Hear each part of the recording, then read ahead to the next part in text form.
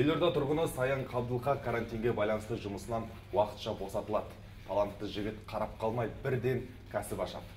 Біздің кейіпкердің аяққа тұрып қана қоймай табысын екі есе арттыруына себеп болған Абай Құнанбаевтың мына бір қара сөздері екен.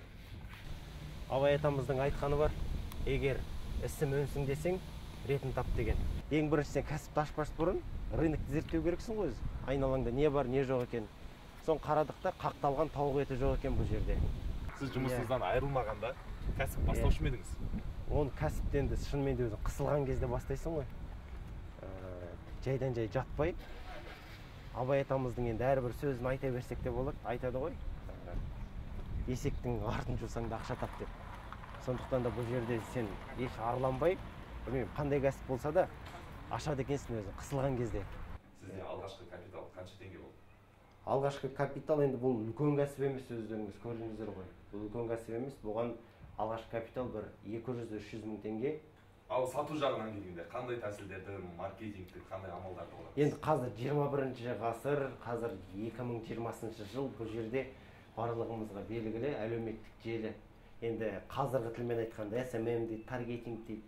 Сен әлеуметтік желіні қаншалықты пайдалана аласың, соған байланысты сен кәсібіңде жүреді. Мен бойдақ кезде сөйтіп ойлағанмын. Мен тек қана ер жігіттің ісімен айналсам, мен қалған нәрселермен айналыспаймын. Содан кейін, балалы шағал болғаннан кейін, балаларың біреуден кем болмасын, балаларың толыққанды барлығы жетік болып өссін деп, барың саласын негізі. Таксовать етуге де болады, жігіттің жұмысы деп. Немесе басқа да бір құрылысқа да баруға болады, жігіттің жұмысы деп. Бірақ одан гөрі есептеп бір ақылыңмен қоссаң, мұна пайдасы барды одан гөрі. Енді арнайы пешке саламыз оны. Ең бірінші дәмді болу керек бұл.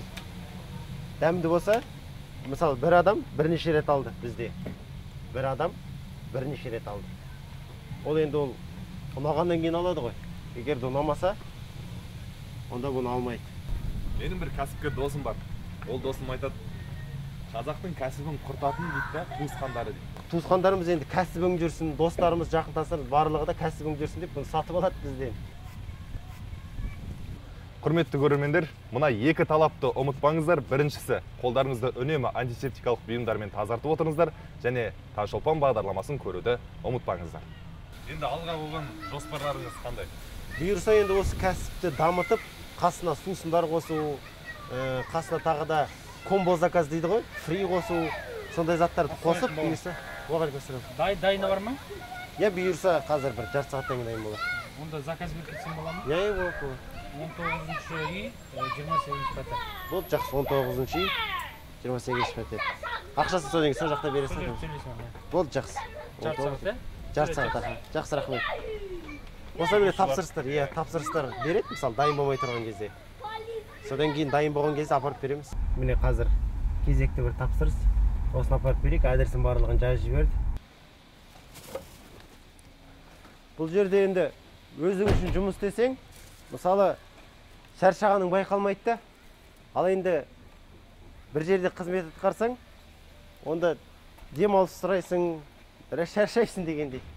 Сәлеметсіз. Рахмет.